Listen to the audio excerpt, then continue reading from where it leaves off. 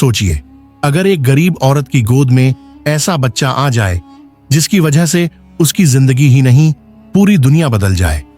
बहुत समय पहले मक्का शहर में आम रिवाज था कि बच्चे को जन्म के बाद कुछ सालों के लिए गांव की औरतों को दूध पिलाने और पालन पोषण के लिए दिया जाता था।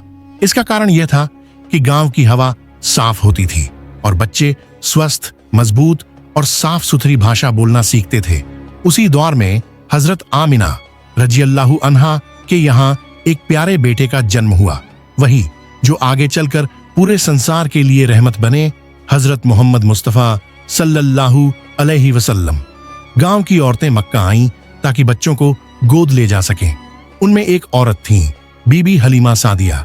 वे गरीब थीं, उनका परिवार तंगहाली में था, उनका ऊंट कमजोर था, गधा धीरे धीरे चलता था और दूध पिलाने के लिए उनका अपना दूध भी बहुत कम था।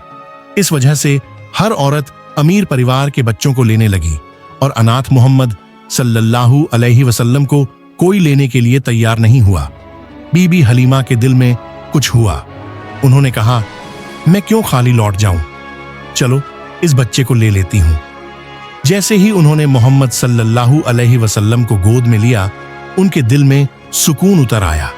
उन्होंने दूध पिलाया और अजीब बात यह हुई कि उनका दूध इतना बढ़ गया कि न सिर्फ मोहम्मद सल्लल्लाहु अलैहि वसल्लम बल्कि उनका अपना बेटा भी पेट भरकर पीने लगा। फिर जब वे अपने गधे पर वापस चलीं, तो वहीं धीमा चलने वाला गधा इतनी तेज चलने लगा कि काफिला हैरान रह गया। घर पहुंचते ही उनके जानवरों में बरकत होने लगी। बकरियां खूब दूध देने लगीं और धीरे धीरे उनका घर खुशहाली से भर गया। मोहम्मद सल्लल्लाहु अलैहि वसल्लम बीबी हलीमा के घर में बड़े होने लगे।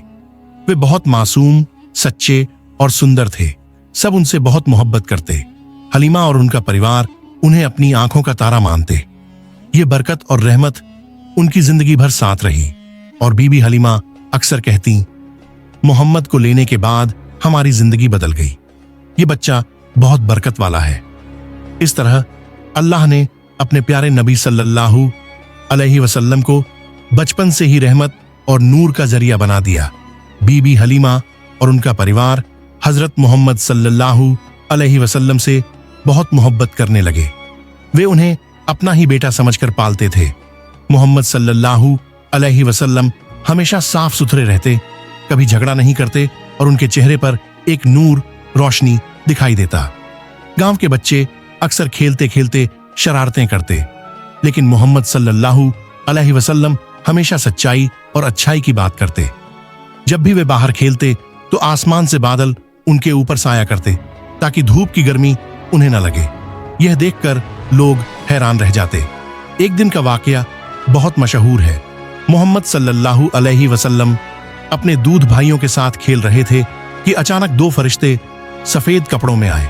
उन्होंने मोहम्मद सल्लल्लाहु अलैहि वसल्लम को धीरे से लिटाया, उनका सीना खोला और दिल को निकाल कर धोया।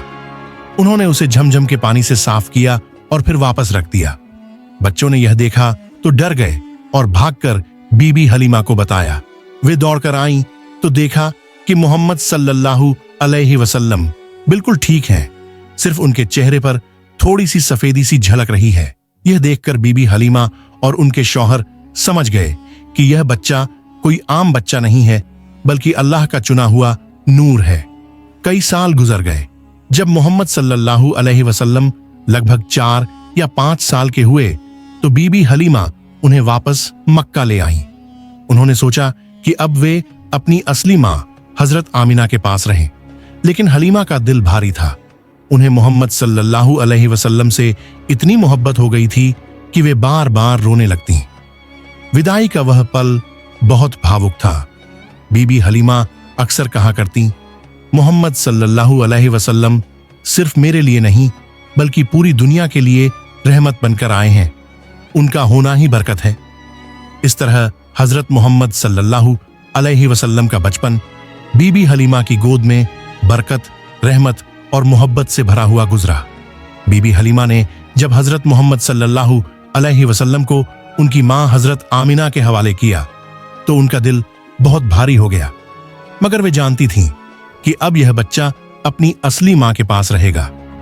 कुछ समय बाद हजरत आमिना अपने छोटे बेटे मोहम्मद सल्लल्लाहु अलैहि वसल्लम को लेकर यसरब, आज का मदीना गई।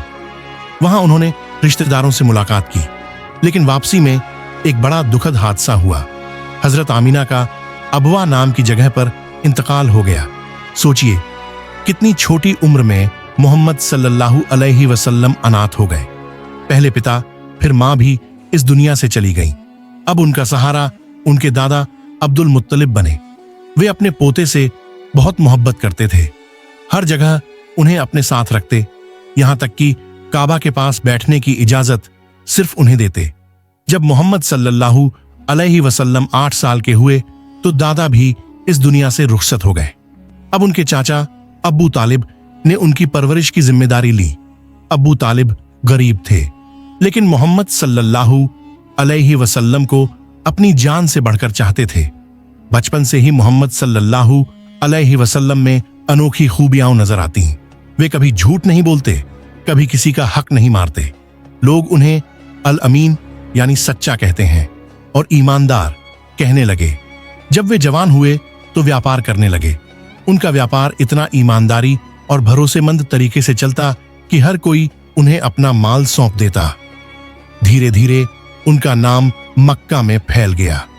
यही वह दौर था जब अल्लाह ने उन्हें नबूवत, पैगंबरी के लिए तैयार करना शुरू कर दिया।